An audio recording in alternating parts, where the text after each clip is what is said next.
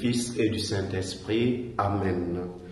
De l'Évangile de Jésus-Christ selon saint Luc au chapitre 21 au verset 20 à 28. En ce temps-là, Jésus disait à ses disciples, « Quand vous verrez Jérusalem encerclée par des armées, alors sachez que sa dévastation approche.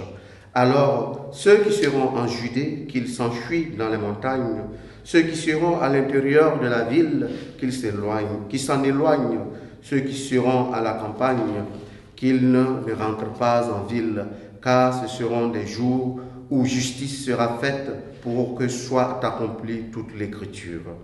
Quel malheur pour les femmes qui seront enceintes et celles qui allaiteront en ces jours-là, car il y aura un grand désarroi dans le pays, une grande colère contre ce peuple. Ils tomberont sous le tranchant de l'épée, ils seront amenés en captivité dans toutes les nations. Jérusalem sera foulée aux pieds par des païens jusqu'à ce que leur temps soit accompli.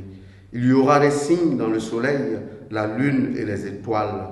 Sur terre, les nations seront affolées et désemparées par le fracas de la mer et des flots. Les hommes mourront de peur dans l'attente de ce qui doit arriver au monde, car les puissances des cieux seront ébranlées. Alors, on verra le Fils de l'homme venir dans une nuée avec puissance et grande gloire.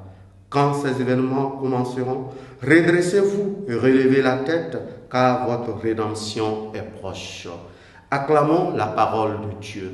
Louange à toi, Seigneur Jésus.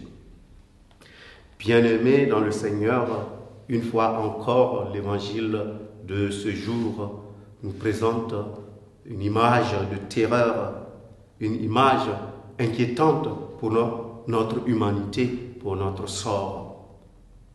Mais nous devons prendre conscience d'une chose, que par-delà la terreur, par-delà les difficultés ou les obstacles ou les souffrances que nous aurons à vivre ou à subir, nous devons savoir que c'est une nouvelle création qui s'offre à nous.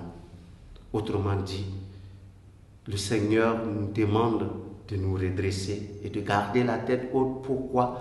Parce que c'est le signe de notre rédemption.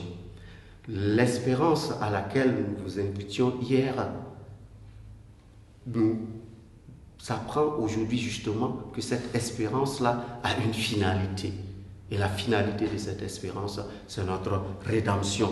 Dieu qui s'offre à nous. Dieu qui se met en mouvement pour nous aider.